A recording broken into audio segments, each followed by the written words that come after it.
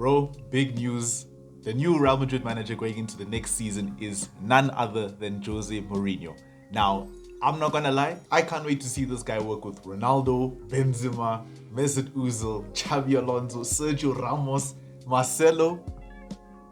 That's starting to sound like 2012. We in 2026. Now, anything can happen with Mourinho getting hired as a Real Madrid manager in 2026. A lot of things can happen actually, and we'll speak about that just now. But if you're new around here, please make sure you like the video, subscribe to the channel. This is my second channel. And if you've somehow found this channel from the YouTube algorithm, which is very impossible in 2026. Hi, welcome. I have a main channel called My Football Take, which you can also subscribe to. So please make sure you subscribe to both channels, and let's get into this video. Now, obviously, let's just get into it. Fabrizio Romano did post earlier today, breaking Jose Mourinho back to Real Madrid. Here we go. All terms have been verbally agreed between Jose Mourinho and Real Madrid, waiting to sign all documents.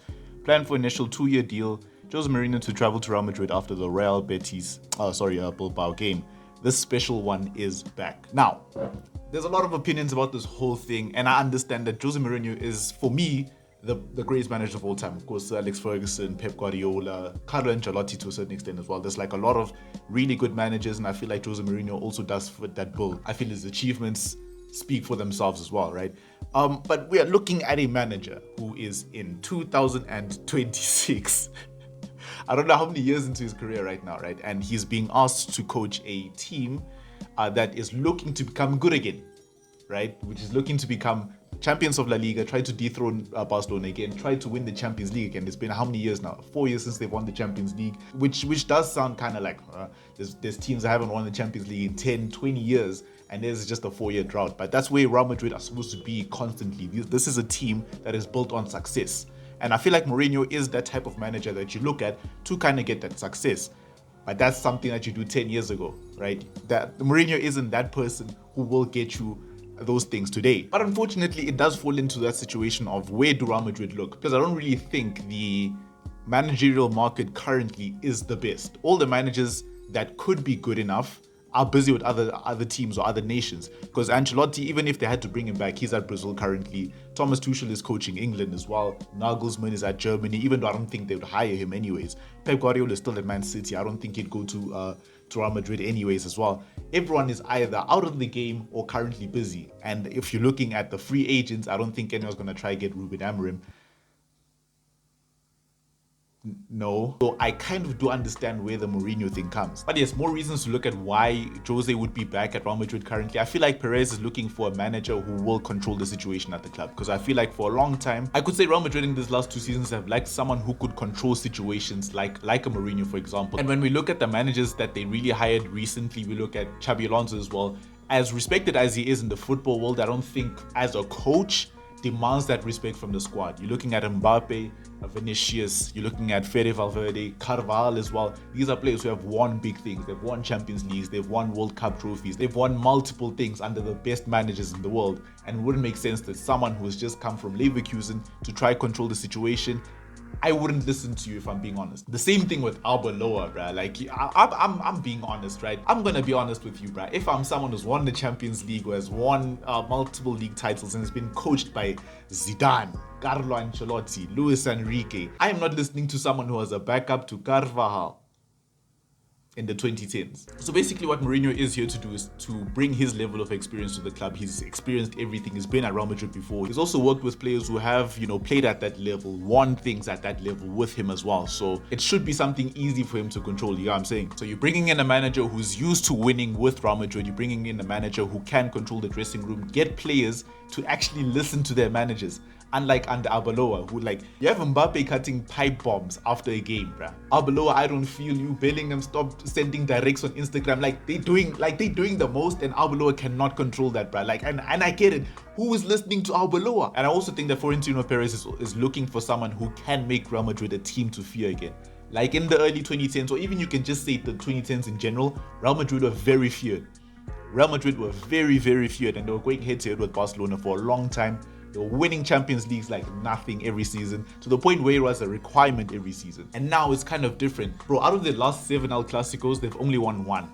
And then one was the one that when they won La Liga in October. Remember that? When they were celebrating, Bellingham sending his directs, Carvalho sending his directs. Yeah, we all remember that. right? So yeah, Real Madrid are just trying to become that team again to fear that you don't want to face. You know what I'm saying? You can't have Declan Rice scoring free kicks against you, bro. Like that's the lowest of the lows, you know what I'm saying? But the problem with Mourinho is, right?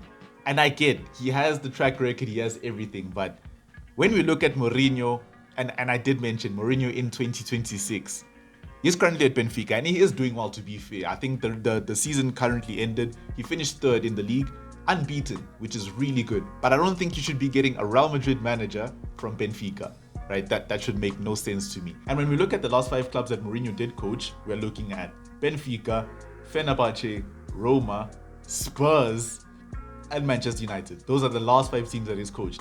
And this was a stat that I found out recently. I saw it on Twitter. I forgot to take a screenshot of it. But Mourinho has won 3 trophies since 2017. He's won 3 trophies since 2017. Those 3 trophies are the Carabao Cup, the Europa League, and the Europa Conference League. Oh, these guys are cooked, bro. Oh, these guys are cooked. Mourinho is obviously past his best, right? I think that the best of Mourinho that we've seen was probably last at Chelsea when they won the Premier League in 2015. Maybe you could make an argument for his first season at United, right? But that's almost like a decade ago, right? Mourinho has been getting sacked at Fenerbahce, at Roma, and Tottenham Hotspur. They have an opportunity to win a trophy under one of the most successful managers ever, and you still get sacked. Come on, dog.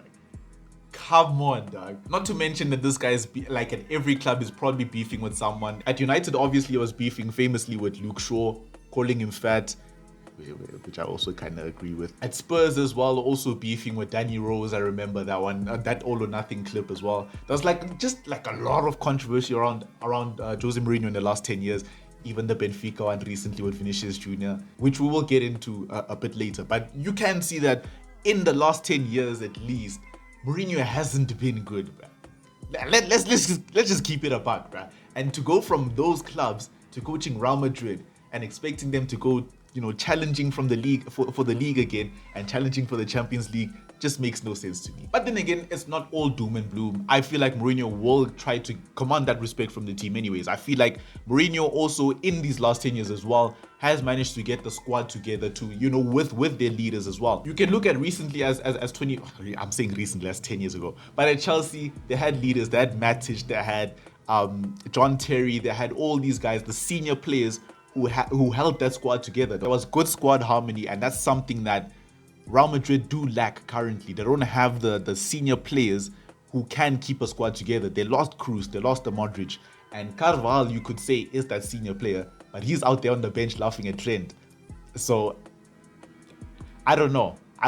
But yes, I do feel like he can get the squad together. He can get the squad moving as a team as well. But the problem is, right, and I did mention the conflicts with players. Let's go back to the Vinicius Jr. thing, which is also something I'm kind of disgusted about, bro. Like, defending that Prestani guy, that was the first time I heard of him as well. Like, defending that guy outright the entire time also was kind of out of pocket as well. And now to see him work with Vinicius Jr., what happens there?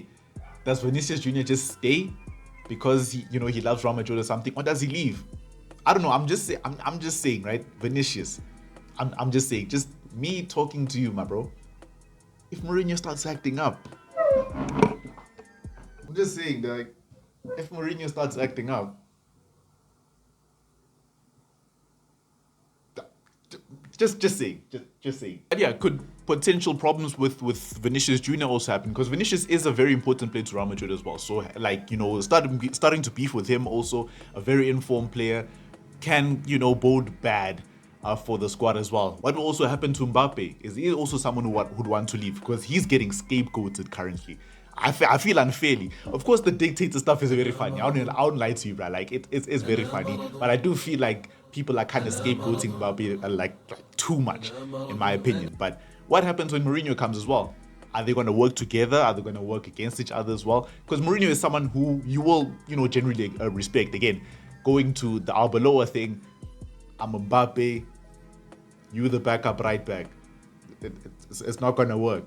But yes, Mourinho is someone who commands respect, and I feel like Mbappe is also someone who will respect someone who is, a legend in the game as well. You know what I'm saying? So I don't know how that relationship would work, but we will see. right? We will see. This is just something that has come out recently, and it's something I wanted to speak about, just more freely. You know what I'm saying? So, what do you think about this whole Mourinho situation? The comment section is always open down below. Also, make sure to subscribe to the channel, subscribe to the second channel and my main channel. But for me, it's been 10 enough, and I'll see you in the next video. Drink water.